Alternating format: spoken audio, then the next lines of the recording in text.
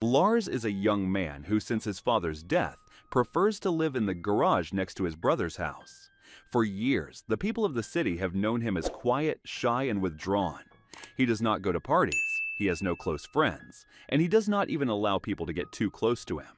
Karen, his brother's wife, worries about him more than anyone else.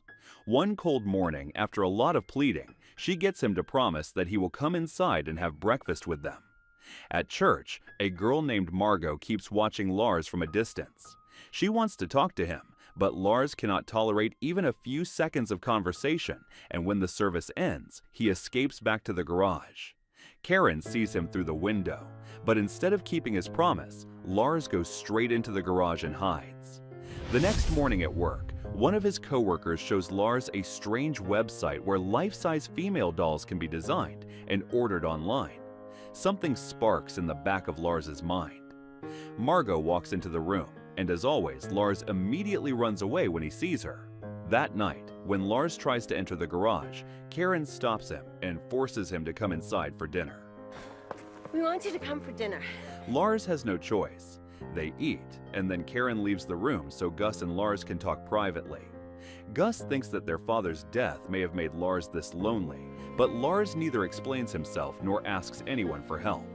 A few days later, while Lars is at work, Karen calls him and tells him that a very large package has arrived for him. Lars drops everything and rushes home. He looks at the package and pulls the curtains shut. That same night, Lars goes to Gus and Karen's house and excitedly announces that he has a guest, and it's a woman. Both of them are thrilled, thinking that Lars has finally found someone. Lars asks if his guest can stay the night, and they agree.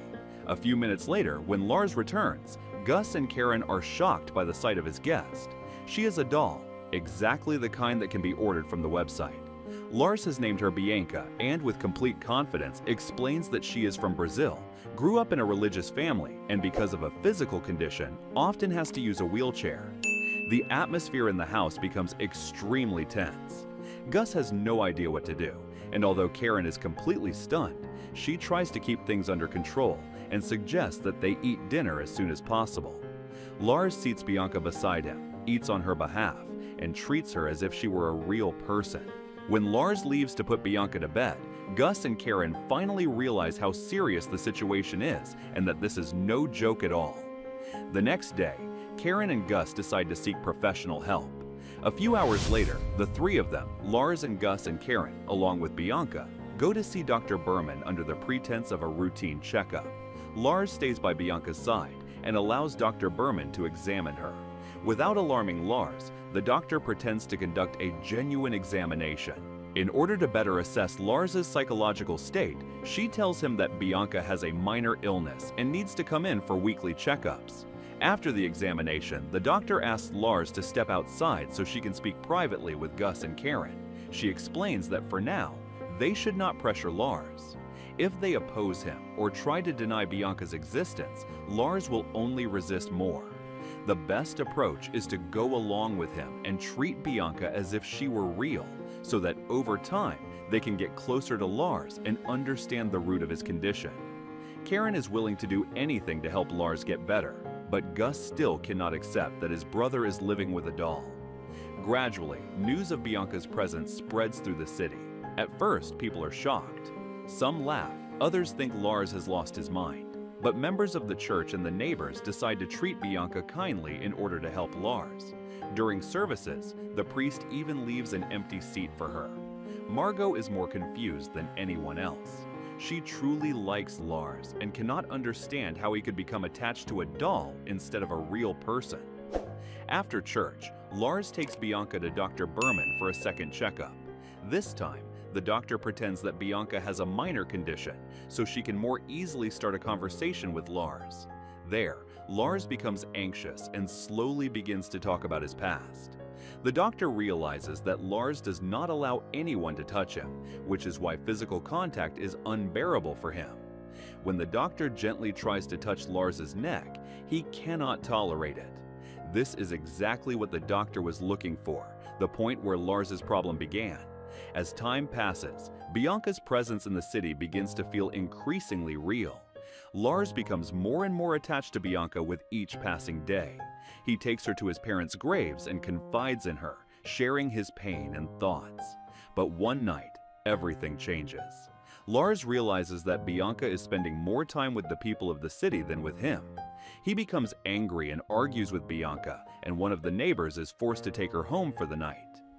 When Karen sees how upset Lars is, she comes to talk to him, but Lars is angry at the entire city and believes that people are trying to take Bianca away from him. Karen, no longer able to hold back, angrily tells him that everyone is trying to help him, but he seems completely blind to it. Because of you! Because all these people love you! In the next session, Lars brings Bianca along, and shyly says that he proposed to her the previous week, but Bianca turned him down. Dr. Berman realizes that Lars and Bianca's relationship has entered a new phase, which means that Lars is beginning to confront reality. At the same time, their relationship grows more and more tense. They argue several times, and the initial warmth and comfort between them fades. The next day at work, Lars realizes that ever since Bianca entered his life, he has had feelings for Margot, feelings he has been avoiding for a long time. But now that Margot has a boyfriend, she pays less attention to Lars, and this upsets him. That same day, Margot starts crying over a meaningless joke made by one of their co-workers.